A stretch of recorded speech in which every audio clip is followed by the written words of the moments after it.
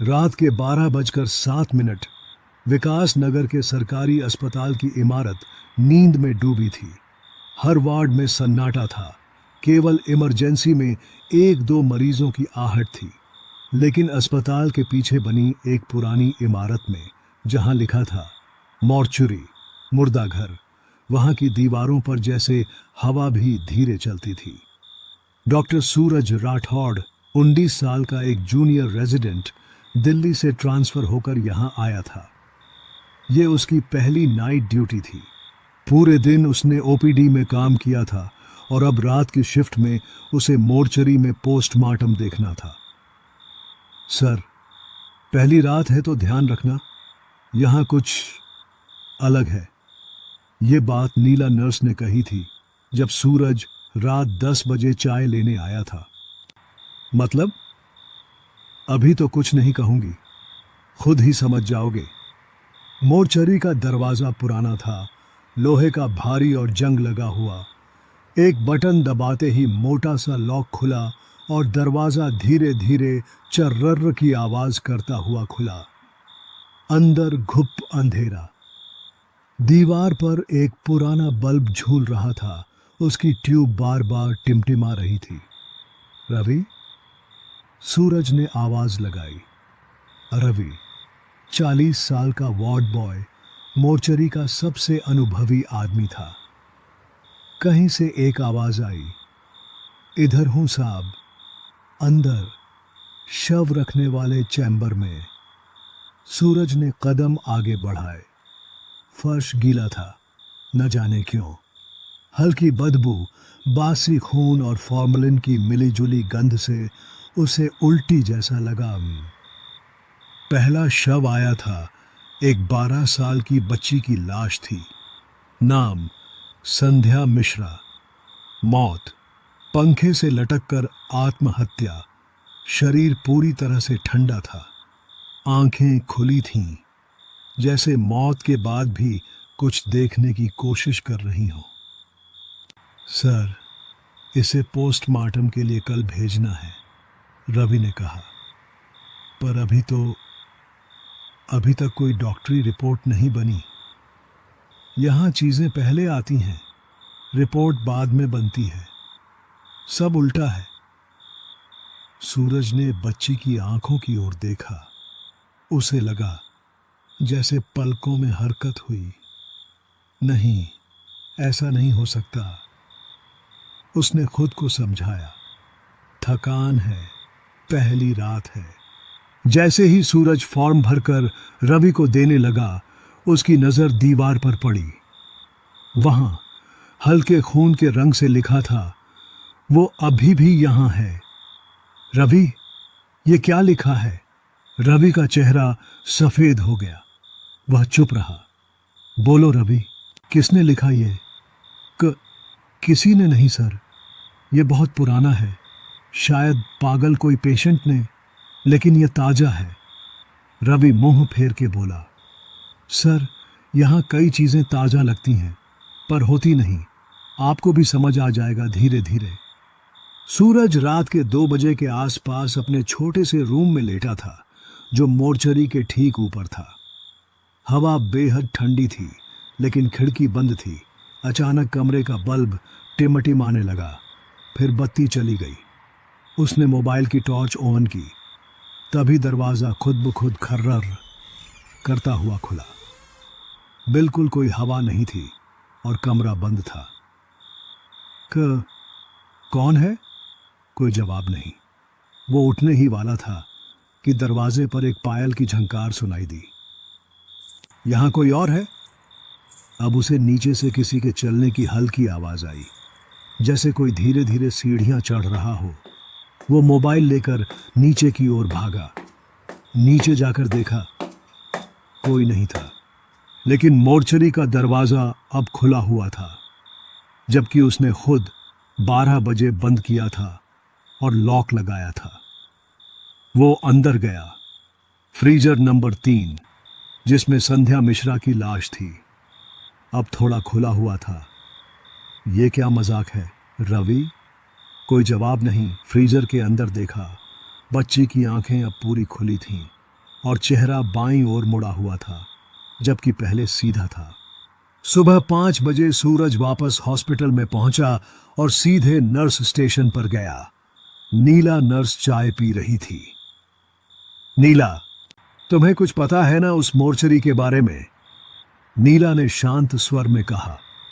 मैंने बोला था ना सर, वो जगह जिंदा नहीं है। मतलब?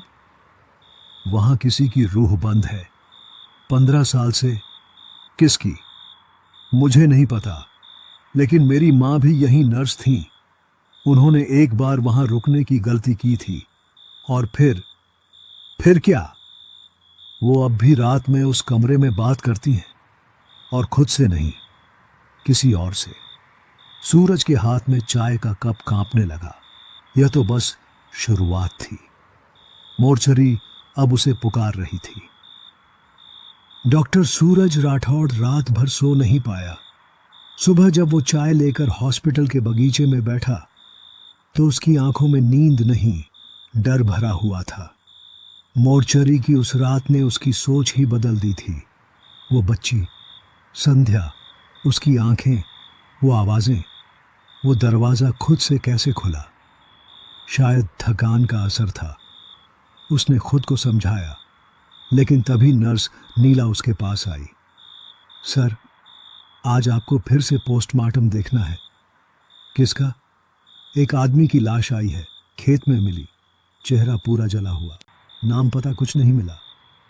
क्या लाश को मोर्चरी में रखा गया है? शाम 7 बजे सूरज मोर्चरी पहुंचा। रवि बाहर बैठा बीड़ी पी रहा था। रवि, नई लाश आ गई? जी साहब, लेकिन आज कुछ अजीब बात हुई। क्या? जब फ्रीजर खोला तो उस लाश के चेहरे पर जलने के निशान अभी भी गर्म थे, जैसे अभी अभी जला हो।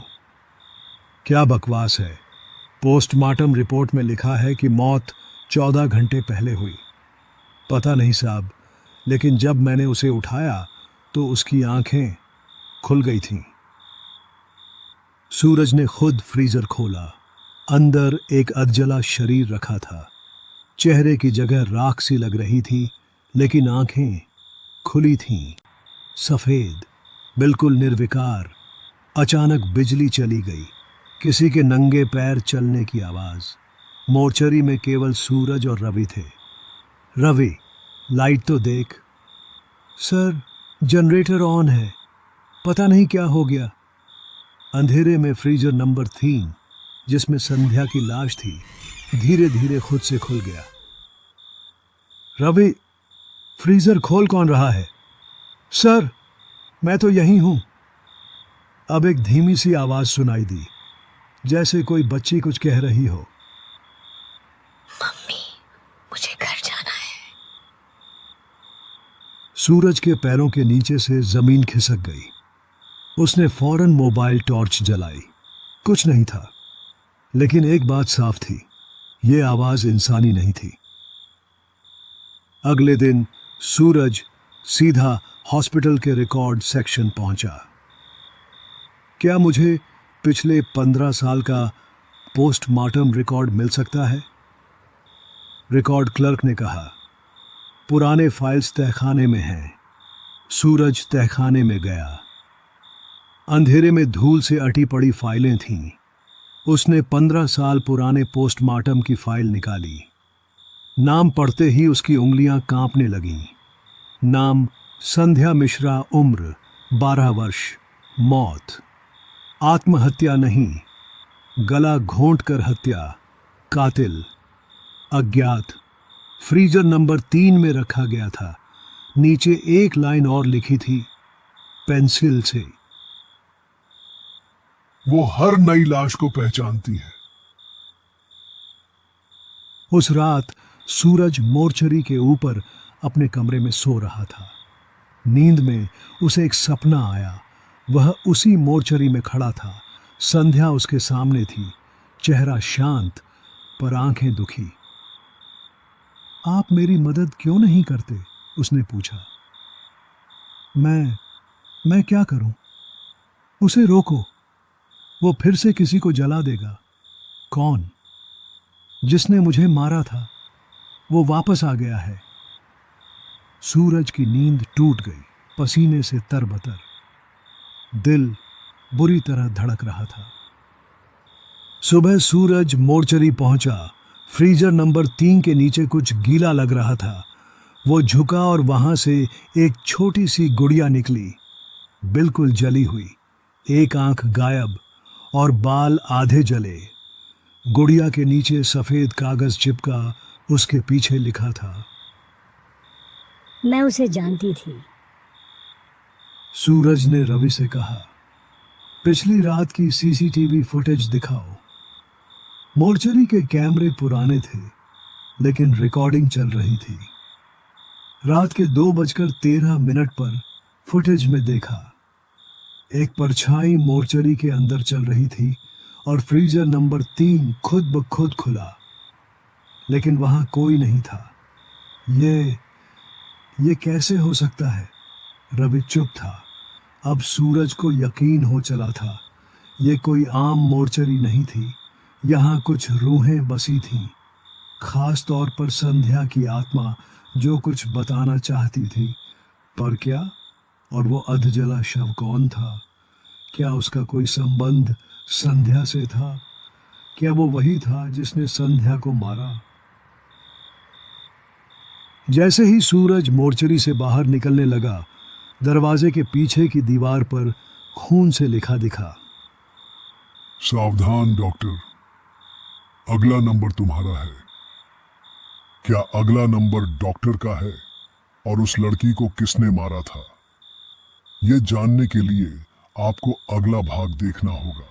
और अगर तुमने वीडियो को लाइक और चैनल को सब्सक्राइब नहीं किया तो अगला नंबर आपका भी हो सकता है।